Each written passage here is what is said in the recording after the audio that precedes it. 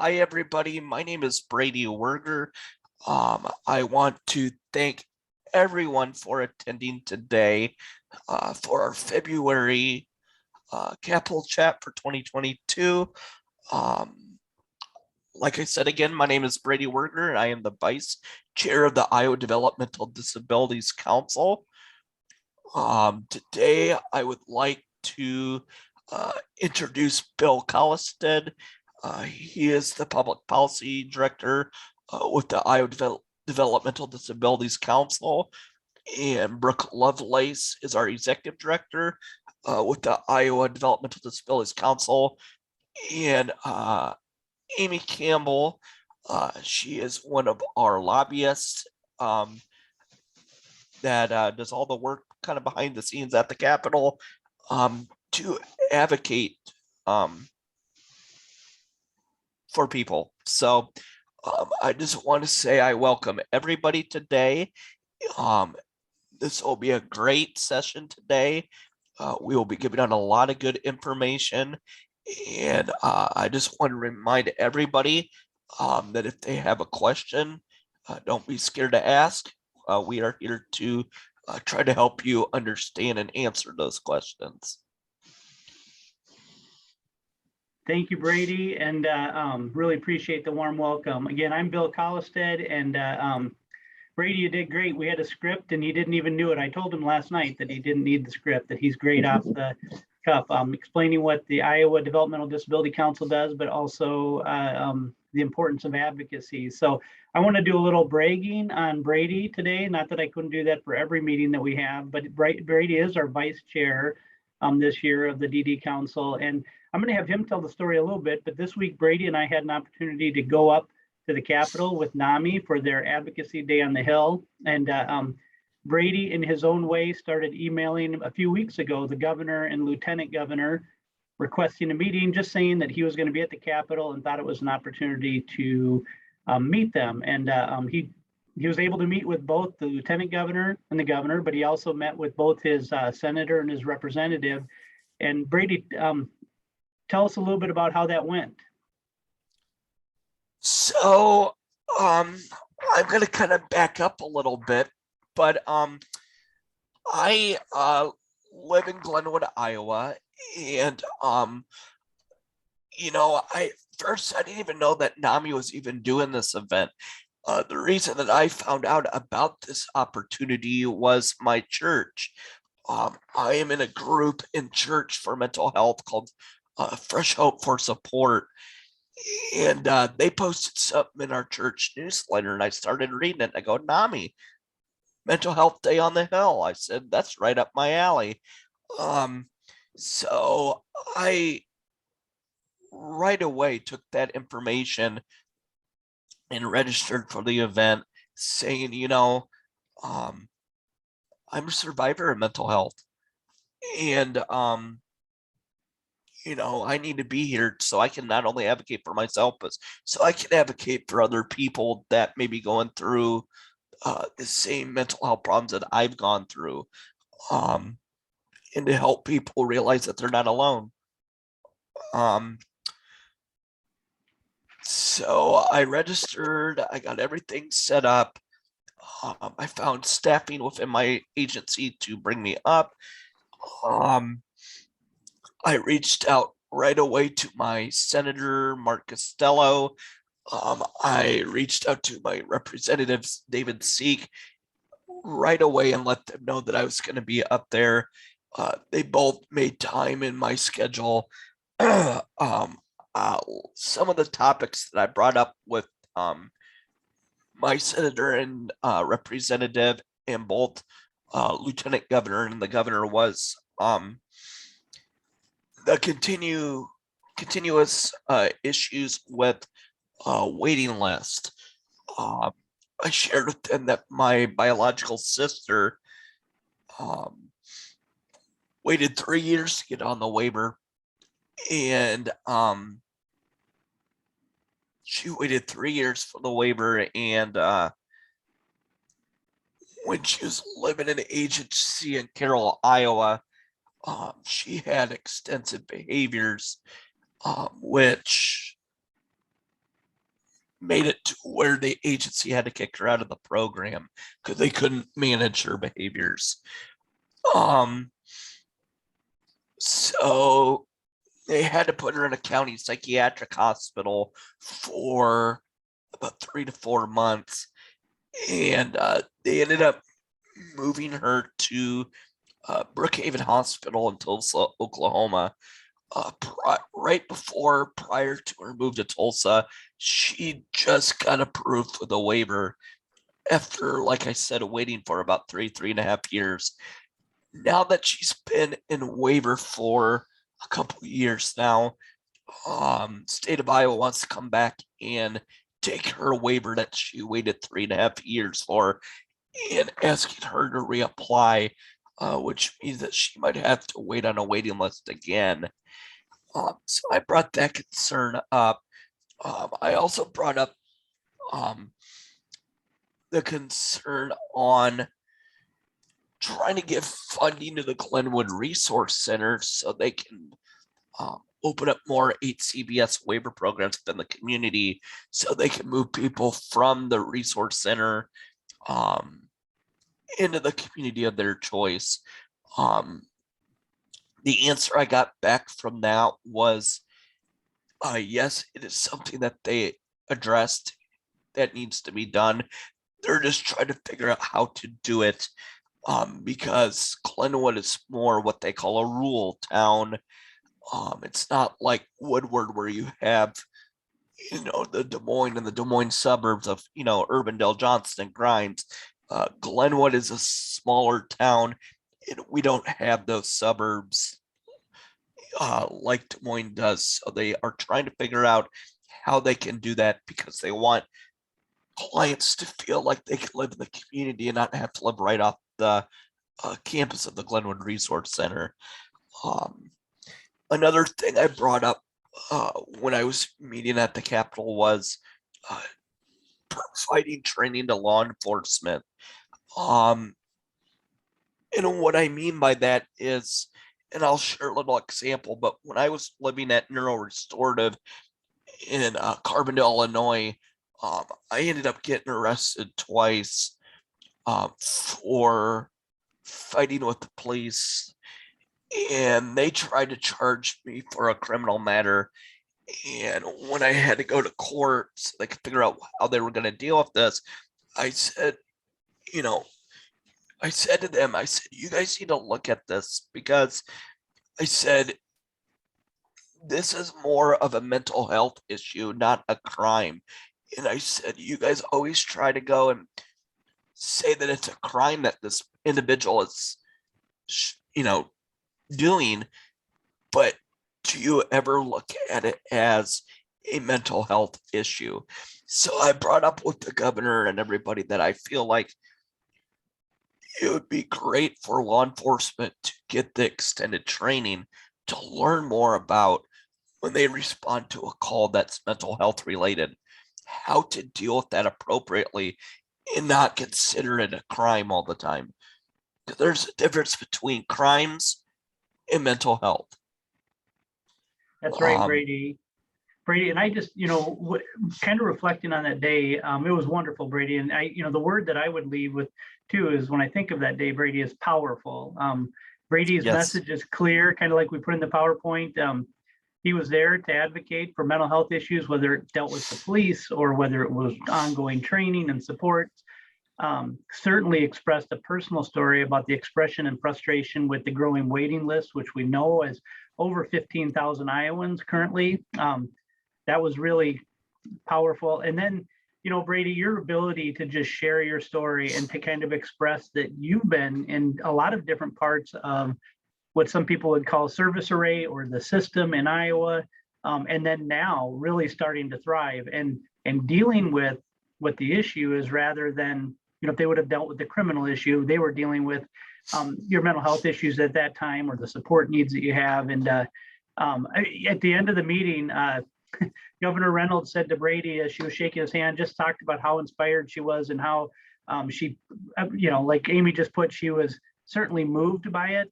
She did say to Brady, she goes, Brady, have you shared this information with DHS? And she goes, have you shared it with Medicaid? And Brady said both Director Garcia and Director Liz Matney knew about the issue and he's spoken to about it. And she goes, oh, Brady, I'm so thankful. And then she said, you just keep knocking on those doors, Brady. And now I'm aware and we'll keep working towards this. Thank you so much for all that you do. And I just wanted to lead off that day is the importance of personal stories and advocacy. And Amy saw Brady and I as we came downstairs after the Capitol and could tell our adrenaline was about at a level 300. Hi, Amy. So Brady, thank you always for being an advocate for the DD Council, but also for yourself and your sister and for Iowans. And another great example, we have a lot of great advocates across the state of Iowa, and Brady is really connected to that system. So thank you, Brady. Thank you, guys. And, you know, if any of you on this meeting need anything, if you have an issue or something I can help you advocate for, please reach out to me. I'd be happy to talk with you.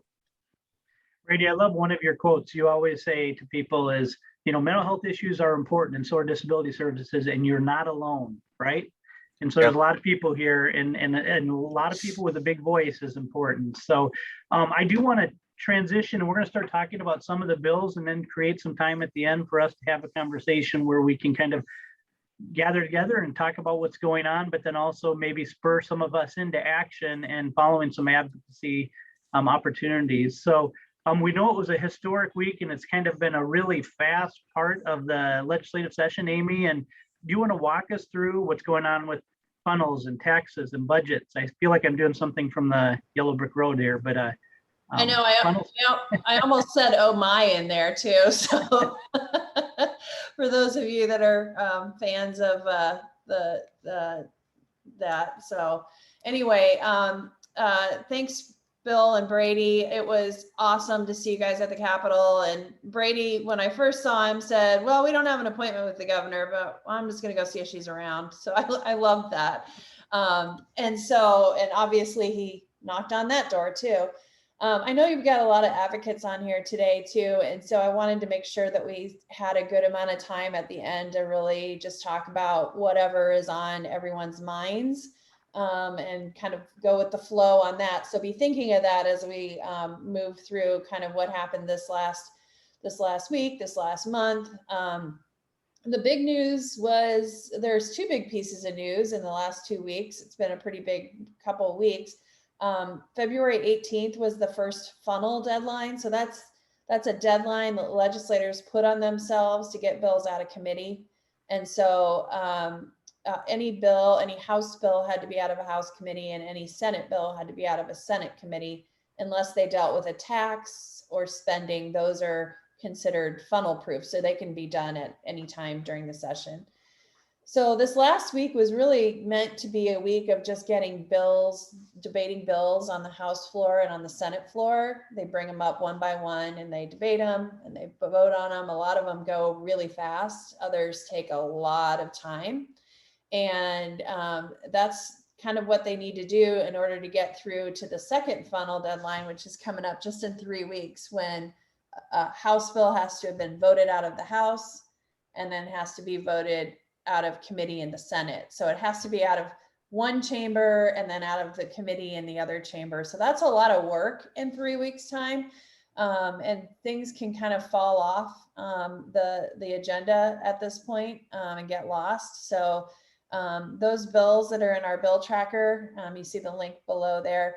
If you see something that you really want to see passed, make sure you contact your legislators, because this is the time of year that things kind of just fall into the cracks and can get overlooked. And especially if they're not very controversial, people may not be paying attention to them. So just a little plug if you have some pet issues that you want to make sure get moving.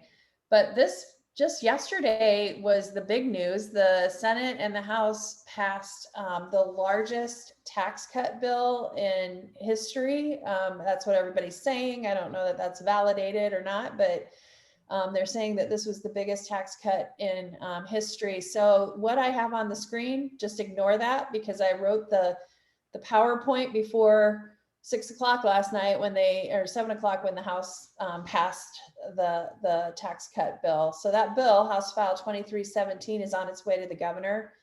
And what they settled on was 1.9 billion in tax cuts by 2028. So the first big chunk, they're going to phase in some income tax cuts. And that first big hit next year is $236 million. So that just lowers the amount of money coming into the state that the state can use to spend on programs. So it doesn't take away the money that's currently there. We have about an $8 billion budget. But we're taking in $9 billion in money. So instead of increasing spending, the legislature and those in control of the legislature have decided to just reduce the amount of money that they're bringing in. So there's the tax cuts. And what they're going to do is anybody paying state tax, income taxes, is going to have their taxes slowly lowered to 3.9%. So right now, tax rates are somewhere between 4% and 6%. And so everybody in the state is supposed to receive a tax cut.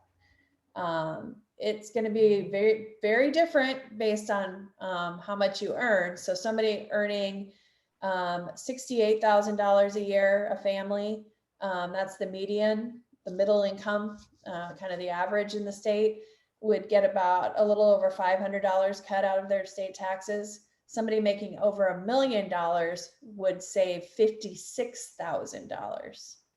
So you can see as you earn more, you're going to have more of a tax cut. There's also some other things. So if you have parents that are retired, they won't have to pay income taxes on their retirement income. If you live on a farm and you're retired and you're leasing that farmland out, you won't have to pay taxes on the rent for that. So there's a few other things in that bill too, but the big one is the income tax cuts. And last I checked, about half of our revenues, half of the money coming into the state comes from income taxes. So that has some people concerned, I would say. Sure. Thank you, Amy. One thing just to point out, and you kind of hit on this, is that, the first year there will be that reduction, but then it's graduated. So then by 2028, it would be around 1.9 million or something. So it is incrementally going to increase, or you'll see more of a savings as the years go on, the way the bill is written.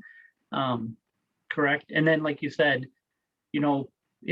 right now there's enough money coming in to pay the budget. This was maybe a surplus, but once that's decided, then what we really want to pay attention to is how is that money that is currently coming in divided, and what buckets they might put that money into. So yeah, I think the thing that a lot of organizations like the DD Council and other organizations that work with individuals with disabilities, the one thing they're very, very concerned about is that we don't know how much it's going to take to make the changes needed from the Department of Justice report and investigation on Glenwood. And that we know is going to be a big amount of money. I'm hearing around $30 million for just Glenwood's fixes, the fixes at Glenwood. That doesn't include then starting to invest in the community options so that individuals have an alternative to living at Glenwood. So, or any other state resource center or mental health institution. So I think that's a really big unknown there. And there's some concern that as you're cutting taxes, will we have enough money to really truly do what's right and rebalance the system so that people can choose to live in the community, even if they have higher level needs, and even if they need higher level staffing, they should have that option. And so I think that's a big question mark that a lot of people have, what the impact is going to be on Medicaid and the programs and services and that, and the waiting list. I mean, 117,000, is that how many are on the waiting list for waiver services? So, I mean, takes a lot of money to clear those waiver waiting lists, and then they start to rebuild, because a lot of people don't apply for them because they know the waiting list is so long. I think we can move to the next slide. Just wanted to show also some big news was that the budgets, the House and the Senate have announced their budget targets. This is the total amount of money they plan to spend for the year. So they'll probably revise these after the tax cut. But right now we spend in this current year, 8.1 billion. So you can see the budgets are a little bit higher. The House is slightly higher than the Senate. You know, it's about double. So the increase, so it's between 77 and 149 million dollars. The Senate hasn't released a lot of their details, but the House did, and there's an increase for Health and Human Services. And they did dedicate $25 million to fixing Glenwood, but not investing in the rest of the community-based system. So that's all we know for right now. But both plans include the $71.2 million that was promised to end all property taxes that are going into the mental health and disability services regions. So, you know, last year it was half and half state, or this current year is half and half state and local funding. And then next year will be the full state funding of the system. So that's the money promised to that. So they did live up to that commitment there. The revenue estimating conference, just for those of you who want to know about that, that's when a group that meets 4 times a year and they look at how much money's coming into the state and they kind of guess how much we're going to have to spend. And by law, the legislature has to use the numbers that the revenue estimating conference comes up with in December or March. They have to use the lower of those two. Everybody's guessing that March is going to look better than December, so that the budgets are based on the December estimates. And from what I recall seeing in the announcements from the Republicans who are the leadership in the House and the Senate, is that they're planning on spending 90% of what they're bringing in, and they're allowed to spend 99%. So they're still going to be spending under what they're allowed to. And that's been a trend. Amy, there's some questions here in the chat, and I can kind of summarize them a little bit here before we go on to. Well, I'm done with my part, so whatever we want to. Yeah, let's kind of hit on these, and then we have someone who wants to kind of talk about a bill, and his name is Bill Stump. But so one question was, and I want to make sure I get this right. So instead of using money to do things relating to waiting list community-based living priorities, so some of the I think that means instead of the tax, they're doing the tax cut instead of addressing those. Yeah, so you have $1 billion extra. You're bringing in $1 billion more than what your current budget is. So the decision is, do you spend that, or do you say we don't need to save it, we've already got enough in our savings accounts, or do you give it back to taxpayers as a tax cut? So the decision that the Republican leadership has made is to give back the money in taxes, and they're going to give it all back. It could have been a lower amount, and then, use some of it to invest in some of the priorities. But that was the policy decision that was made by those in control of the legislature. Right. And honestly, the rush to do it this week was that the governor is giving the Republican response to the President Biden's State of the Union address. And so they wanted to be able to showcase some of what Iowa's doing at that time. So I bet she's going to sign it today or Monday, probably Monday. They probably won't have it, or Tuesday. Thank you. So we have another great question. I think that I've heard this spoken about quite a bit, and there's a lot of moving pieces here, and it gets kind of complex, at least in my mind. But the question was really about, there's going to be costs for fixing Glenwood, and I would throw maybe Woodward in there. We also, when Brady and I were talking to legislators this week, they talked about There's some fixes going on in the training center. There's some fixes going on at prisons. There's some fixes going on that are mandated. So there's that cost that's out there. Then in the question, it talks about right now they should be using some of that money to pay parents, because those parents are filling in the gap or providing services for people that would normally get service. And we know that one of our legislative priorities advocates, Tucker, had talked about that he has family members and friends and family filling in for over half of the care required. So we know that well, it looks like maybe we're not spending as much in community-based services. That's because there's a staffing shortage, and that, paying that part. So it's a great point. And I think there are, like really looking apples to apples for numbers, there's a lot of things that, because of the workforce shortage, because there's going to be some ongoing costs when the action plans or the plans come out to address issues at Glenwood or Woodward, that's going to be some cost. And what's it going to cost to fix those issues? And then at the end of that comment, it said, right now the waivers aren't offering help because of COVID, those struggles. So while there looks like a surplus, the worry is that we're not really looking at a realistic cause. That's the way I understand that question. Yeah, and I know there has been some discussion about allowing parents to be paid for those services. And there's not a bill, but I know that they had some discussion when they had budget committees. So I think that's something you want to just probably keep bringing up with your legislators right now. I actually think that they might really listen to that.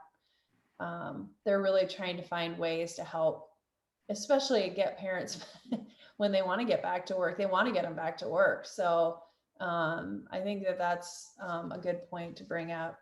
See, there's some other ones in here. There's a really good one about the extra money is from the stimulus money, and how much of that, what percentage of that is. And then, Yeah, the stimulus money is separate. So the legislature doesn't appropriate that or doesn't have any say in how that's being spent. The governor is. And I know a lot of that is going, there was the $1,000 retention bonus that's going to teachers, police officers, childcare workers, prison workers, is coming out of that. And I know that there was some DHS money that Department of Human Services money that they were using to invest in home and community-based services that's separate from the governor's pot of dollars that they were sending out. So I know that money's going out. I will put a link in InfoNet this week to a chart that a nonpartisan staff group does that it's called the Legislative Services Bureau, and they're nonpartisan staff, and they look at all the fiscal stuff. And so they have a running list of how that money is being spent and where it's going. So I'll put that link in InfoNet this week. I'm writing that down so I don't forget it. So let's transition. It seems like we have some people with their hands up, and we have some really other good continued conversation here. So I want to give as much time as we can. I'm going to transfer over to Brooke really quick. She's going to do just a quick plug for an event that's coming up, and then introduce Emily. If you could pin Bill Stump, we're going to have him talk a little bit about some legislation that he is advocating for as well. So, and Brooke, if you could introduce Bill too. Thank you. I can, yes, thanks, Bill. Just real quick here, I just wanted to point out to all of our advocates and on our virtual meeting here today is that March is Developmental Disabilities Awareness Month. And hopefully you've seen some of our emails about it, but we are asking for our advocates. And if you know an advocate that's not on here today, if you can let them know, we're asking for people to submit stories such as Brady's advocacy stories that we shared today of Brady's. If you have something like that you'd like to share, or it can be just anything creative that you'd like to share too. It doesn't have to all be about policy. If you have created a short story or a poem or are good at art, which all of that always just kind of awes me because I have no artistic ability at all. So if you have some artistic ability and want to share some of your work with us, we would love to be able to share those types of things throughout the month. Emily will, I think, put in the chat, if she hasn't already, a link to submit those. So if you know of somebody that's not on here today, please do let them know that we are asking for that, and we want to just celebrate all the great things that our folks with all disabilities. And I think then that's all I had for that. But I do, is Bill's on, isn't he? Yep, there he is. Hi, Bill. Bill wants to talk to you about a bill that has to do with guardianship and why they are for this particular bill. So, and to introduce Bill, I don't know, he's just a really good advocate, I guess. He used to be on our DD Council pre-Bill and Brooks time here, but he's been a good advocate for employment issues and all types of things. And so he wants to share with you a bill he wants you to look at. Now, how many times can we say Bill? I'm going to stop and shut up now. Thank you, Brooke, for challenging me here. Bill, and I'm going to talk about the bill. We got some bills here today. So thank you so much for this opportunity. And I guess as, you know, Amy's kind of pointed out, and Bill, and I'm going to encourage Amy to jump in on this because she may have some thoughts on it as well, because I know enough to be dangerous sometimes. But I do live here in Dubuque with my son, Kyle, who's 32 and does work in competitive integrated employment. And that's really the big thing that we advocate for these days. But a couple of years ago, I was asked by Professor Josie Gittler, who teaches at the Iowa Law School, to serve on the Iowa Guardianship Conservatorship Association that she created. So I want to point out immediately that when I mentioned Josie, she doesn't speak on behalf of the University of Iowa. This is something that she's doing outside of her employment. And I know she always mentions that. So I think that's worth mentioning to folks just so they understand. But so I guess this is one of those things that kind of falls under the radar. Something that's happening. It's not getting a lot of attention, but it has potential repercussions for protected persons that may have a guardian or conservator, or for guardians and conservators themselves. So basically a little background on how this all unfolded. In 2019, the guardianship conservatorship laws were strengthened to require better reporting and oversight. It was a bipartisan effort and passed on a bipartisan basis, and it does prevent abuse and neglect. The initial care plan, there's an initial care plan, and I'll be honest, as a guardian, it was kind of difficult to get through that first plan. But when you think about it, it should be prior to the care plan. As a guardian, I simply every 3 years wrote a one-pager that I dittoed every year, or every 3 years, that said, yeah, I fed him, clothed him, took him to the doctor, that's it. So it was talking about what you did the last 3 years. The care plan lays out a care plan, what you're going to do down the road, and they no longer do the triennials, the 3 years. So it really does create a living document. And then I just completed our annual. Took me about 2 hours, but basically it says, you told us this, did you do this? And if not, why? So it wasn't problematic. I used the Supreme Court forms. Some probate lawyers have said that they're onerous. You have to have an attorney. I am not an attorney by any stretch of the imagination, and I did not hire an attorney to help me with this. And I'll go back that it creates that living document. And what is happening is we do the association support Senate File 348, which is the only one that has the bill number now. Basically, 348 would just make some minor fixes. A lot of it is language that needed to be cleaned up, and our association supports that 100%. What some folks in the House are looking at doing is almost, for lack of a better word, gutting it and going back to what we've done before. And a lot of that is coming from attorneys that feel like guardians have to hire an attorney. And again, I'm going to repeat, I am not an attorney by any stretch, and it is doable. What I think the courts could do is better training. And I think, maybe if we partner with some groups to provide some training to folks on how to do the forms. The other point I would make is that everybody that's a guardian or conservator now at this point has gone through that process. So that initial care plan is built, and you just need to update it. So to go back will further confuse families, parents, guardians, conservators. And I can't say it enough that, you know, it just, there's misinformation out there, and the misinformation, quite frankly, I believe is coming from the probate lawyers, and it's created more work for them if somebody comes to them to do this. But again, given the proper training, families can do this fairly easily. It is a long form, and quite frankly, I've wrapped my head around the fact that it should be a long form. And the biggest thing that concerns me as a guardian is I'm not going to live forever. And at some point, somebody's going to take over that role. Well, that person needs to understand the financial repercussions that could come from somebody that doesn't understand the system. And I'm probably preaching to the choir on this call, because all of you probably know the system better than I, and know that you have to understand things about Medicaid, Social Security, SSI, especially if you're going to work. So I just want to encourage you, and I know I believe Amy put in the chat that there is a hearing on Tuesday. I will be coming to Des Moines Monday. I'm going to speak at that hearing, subcommittee hearing that's going to start to take this up. So it's been hidden that it's still going, but I think they're going to do it through. So I would encourage you, if you can, if you feel strongly like I do about this, is to, you know, reach out to your House or Senate members, especially in the House.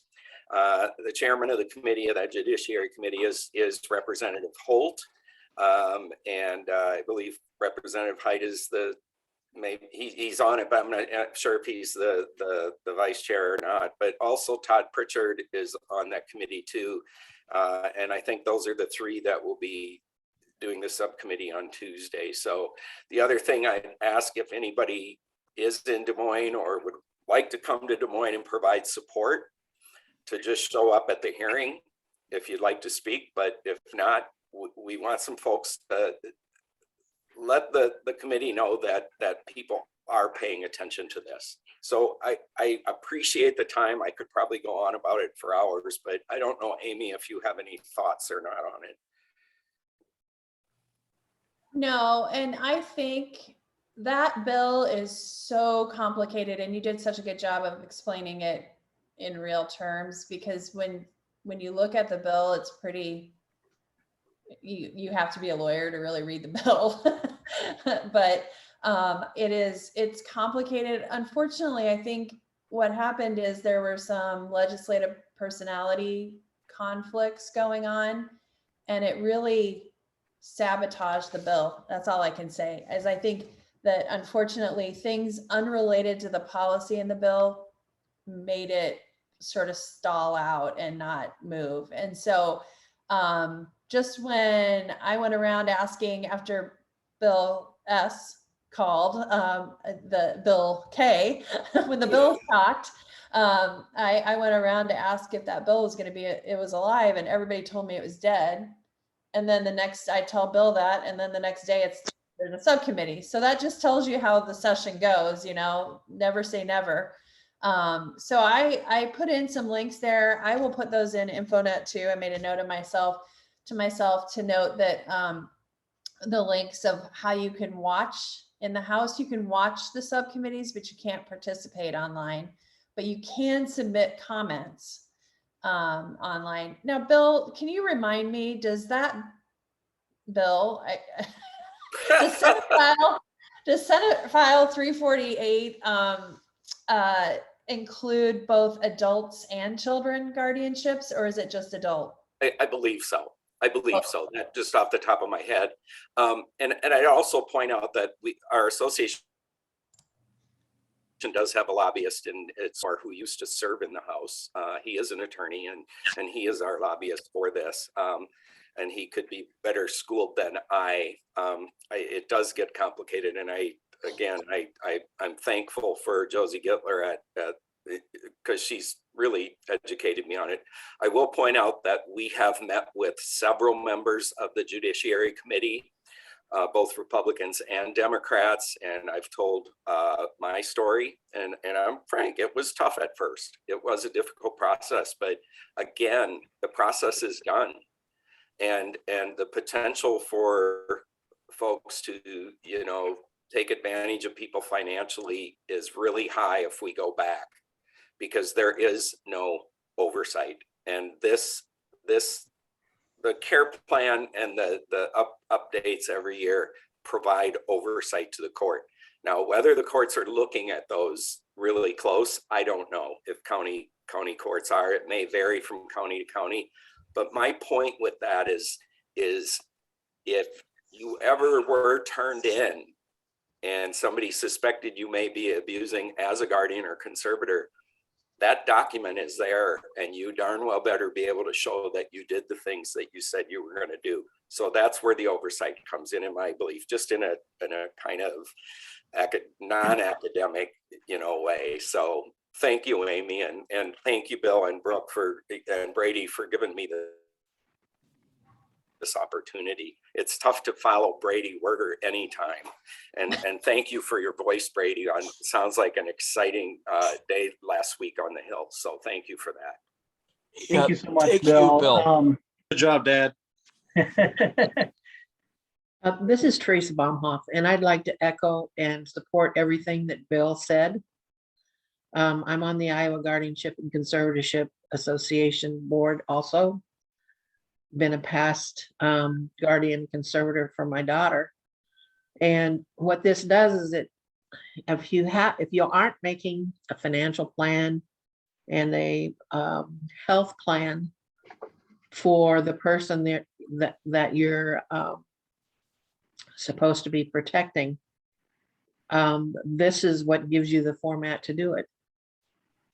And without having a plan in mind and just, you know, shooting from the hip, only doing the minimum, that type of thing, you can't do that with the process that's been set up. And this was a Supreme Court task force that originally did the work. I think there was over 90 to 100 people that were a part of that task force.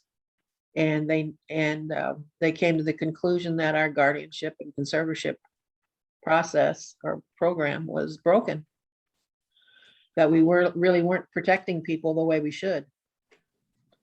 And the forms are a product of that process, a very thoughtful process. So, like I say, I'm all for this bill, and unfortunately, what some of the probate lawyers expect is to have an easier process for them to do, and this didn't do that. So Thank you, Teresa. I appreciate that, and hopefully Amy will put some information in our weekly newsletter this week at the Capitol, and people can kind of become more informed on that. Bill did a great job, and Teresa, you kind of added to that.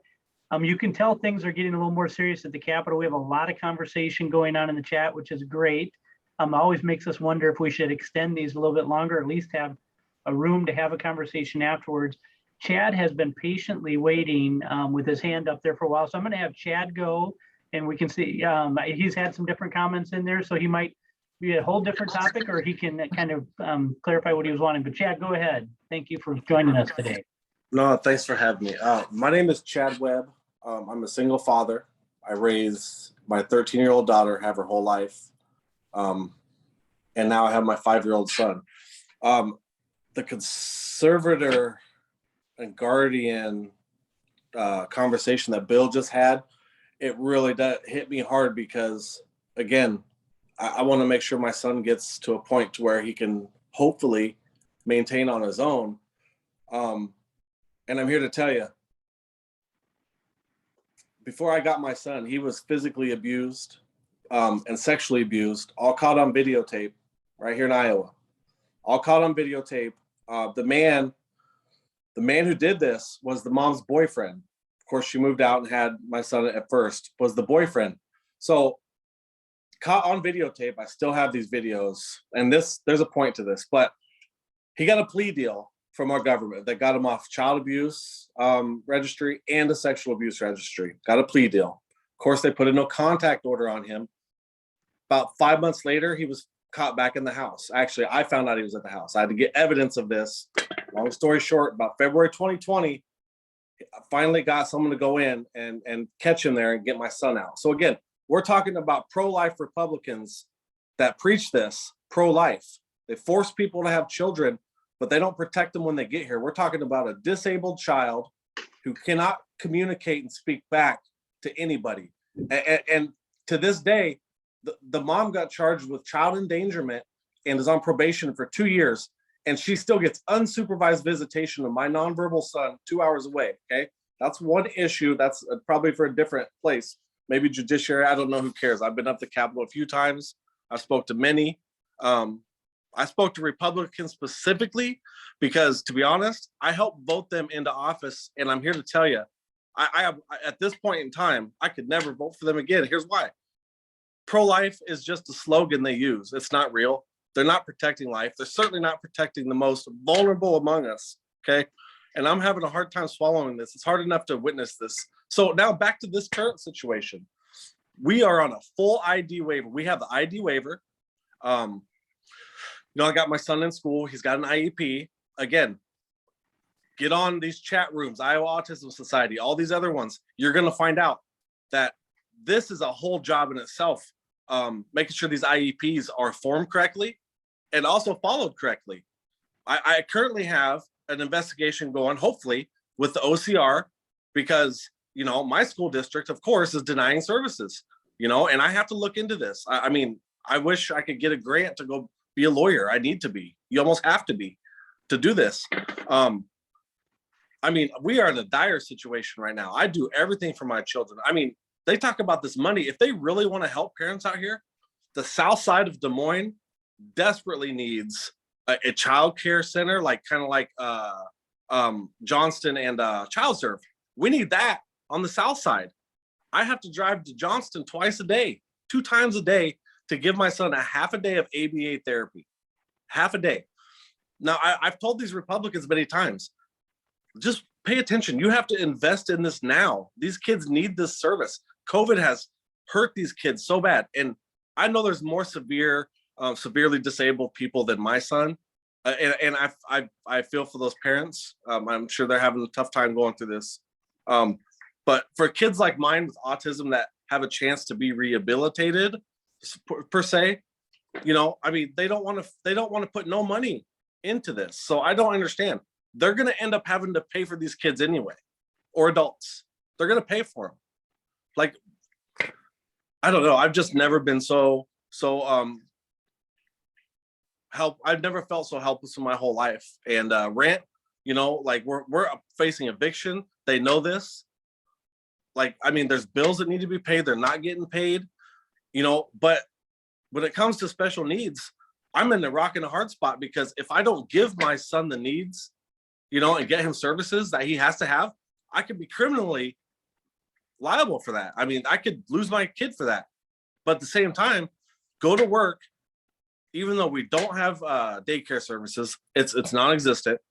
I mean, unless you got a family member or you are, well, I hate to say this, and it's no offense to women, because women, I respect them more today than I ever have, because I know what it takes for them to raise these kids. It's so hard. But to be a man out here, I mean, integrating into the community and trying to reach out to all these, women per se, because they deal with the kids, that's even a harder task. I mean, I just can't even tell you. This has been so hard, and I'm very disappointed in our Iowa Republicans. I can't stress that enough. I've supported them. I do have some of the values, but I can never leave kids, especially that are out here, and the parents, they're with them. These kids need services so parents can go to work. We can't just cut off, benefits and say, okay, we're going to put together a daycare task force. 6 months later, we'll get back to you. Hopefully you can pay your bills for this whole 6 months. I don't know. I got a little off track. I'm sorry. But Yeah, that's okay. Go ahead, Amy. No, I was gonna say, I think we all are just feel that pain and frustration that you have. I actually also lobby for the Coalition Against Sexual Assault, and I know that there's a couple legislators that have tried to address some of these issues, but I don't know what happened to those bills because they never moved forward.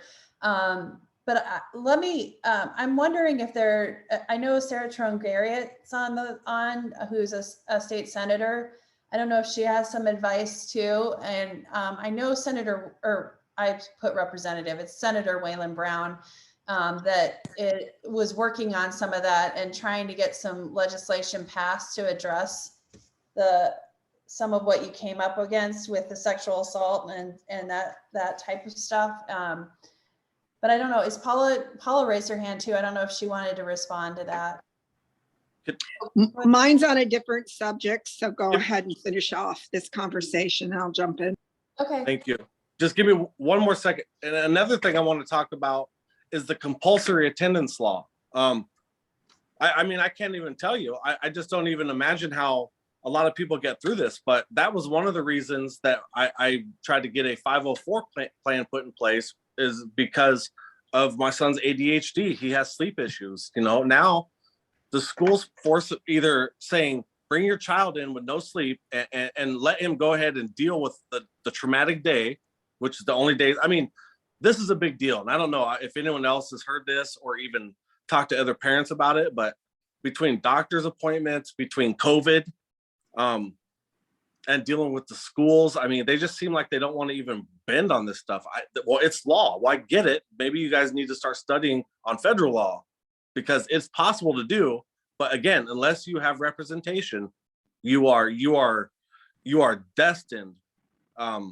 You're just destined to push yourself out of a home, because no one's got the time to do this stuff. All of it wrapped in one. I don't know what else to say other than priorities are a little messed up, or we need to have bigger conversations or something. But I see a lot of people out here having problems that don't speak up, and I don't criticize them too much. I just, if I can, I'll be a voice, you know. I mean, I've worked hard my whole life, digging ditches, plumbing, you know, building houses, and I can't even do it no more. And quite frankly, at this point, I don't want to. I want to make sure my kid's taken care of, as any parent would. So sorry, that's where I'm at. I'm trying. Bill, you know, Brady made a comment in there saying that you're not alone. I don't know. I mean, there's a lot of people really passionate about what you're talking about, but I do see, you know, one of the things that I think about is that at a lot of the hearings and opportunities to speak to legislators when a bill comes up or is even considered, sometimes there are a few people that speak up against it. Sometimes there are people who are lobbyists, but sometimes there's family members. Those really, kind of back to the beginning part with Brady, they really carry a lot of weight. And I saw our Senator Sarah turned on her camera. Maybe she wants to say a few words, and she had some other comments about some other conversations we're having there. So we'll kind of go to her and then we'll go to you, Paula. Thank you, Senator. Hello, everybody. Chad, your voice is really important, because when legislators make policy, we need to understand all of the impacts, and not every family is the same. Not every situation is the same, and there will be different impacts. And so we need to be hearing these stories in order to make good decisions and think about all of the ways it's going to affect the people of Iowa. Just about childcare, I tried to present an amendment to the tax bill yesterday that would provide expanded tax credit for families who have children in daycare and childcare, and it didn't move forward. But I mean, that's something the governor recommended, is that we did targeted tax credits and tax cuts specifically to support childcare, and we're not seeing any of that in this session. The childcare work that was done last year was just little tiny things. It wasn't enough to truly give people the support they need. And the one childcare bill that was passed in the Senate this session was about expanding the ratios. So there were more kids to an adult, especially for 2-year-olds and 3-year-olds. If you've got a child who has special needs, behavioral issues, they need more extra support, that's not good for your family. That's going to make it really hard for those families to get childcare. And so we need to be thinking about these concerns. So I just really encourage folks to develop a relationship with their legislator, but then also to get connected to the majority leaders in each chamber. In the Senate, that's Jack Whitver. In the House, that's Pat Grassley. I'm going to put the link in the chat where you can find all of those folks and their contact information to call them. And they're the ones that decide what bills move forward, what bills get a hearing, what bills get to be debated on, and what bills become law. And so they have a lot of power to shape the policy that we see. And so for families to be reaching out to them, even if you don't live in their district, they're making decisions that impact you. And that's really, really important. Also, I was visiting with the new director of the Iowa Civil Rights Commission this morning, and they have to do with concerns about civil rights being violated in education. And so I'm going to put in the chat or where you can file a complaint. And these are for folks who don't have legal representation. They do the work for you, and that you can file a complaint, and they can also assist you in filing that complaint. And so that's just another possibility. But I am really concerned about the caregiver workforce crisis we have. We need more folks in this community to be able to support our neighbors and our family members so parents can go to work. So that it isn't so hard all the time for everyone to move forward. It's just heartbreaking to hear how hard folks are working to keep their families safe, to get them what they need. And I know we can do better, and we have the resources right now, and we could really invest in our state. And so that's something I'm fighting for. I'll sign off and put those things in the chat. Thank you. Just one last thing too. So I've been trying to get in to speak to like a body of legislators. I've been trying and trying. I don't know if it's a possible thing to do at a certain point in time, but I mean, I've been up there and talked to Steve Holt personally. I've talked to Brooke Bowden personally. I've been up there and talked to who else? Jillian Garrett personally. I've talked to Amy Sinclair personally. For probably 2 years, I've talked to Amy. But again, I don't know, they just are forming this whole just hard line on everything. It's almost like if you cannot bring in any kind of revenue to tax, you're not valuable and you don't matter. And again, I keep telling them, I help put you in office. I'm not the only one that feels this way, and I hope it's resonating.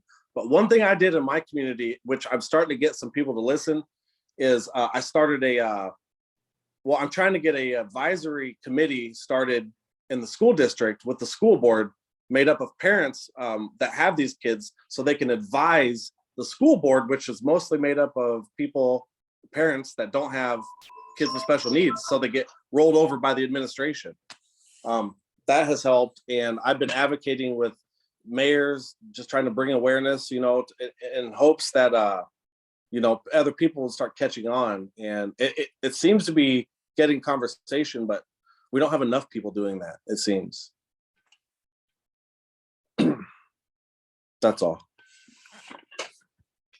Thank you, Chad. It makes me think of that quote that all politics are local. I mean, that's a great, there's the stuff you're fighting on the state level that's really important. And I think that everybody needs to be aware of those. And there's a lot of different facets you kind of hit on. But then also the school board is so essential. So Paula, go ahead. And I just jump in? I sent you a message, Chad, in the chat. Could you take a look at that? I'd like to talk to you some more privately. Yes. Thank you. Yep. Thank you. We are at time. Some people may be signing off, but Paula, we'll get you, and then we're going to wrap up here. So. Okay, thanks. Just wanted to point out, we've talked about wait lists here. We've also had several conversations with Liz Matney in the town halls. This is one time where we really need to work with our jointly with our congressional delegation. There is a bill before Congress that hasn't moved called Better Care, Better Jobs. And pieces of that are going to have to be broken apart and carved out. But without that funding coming into our state, the estimators that I talk to at the national level say that states will not be able to address their individual wait lists. We are not the only state that is looking at the length of wait list. Our neighboring states also have huge issues. So I just wanted to make sure people are thinking about this, and spring breaks are coming up. Our congressional delegation is going to be at home again.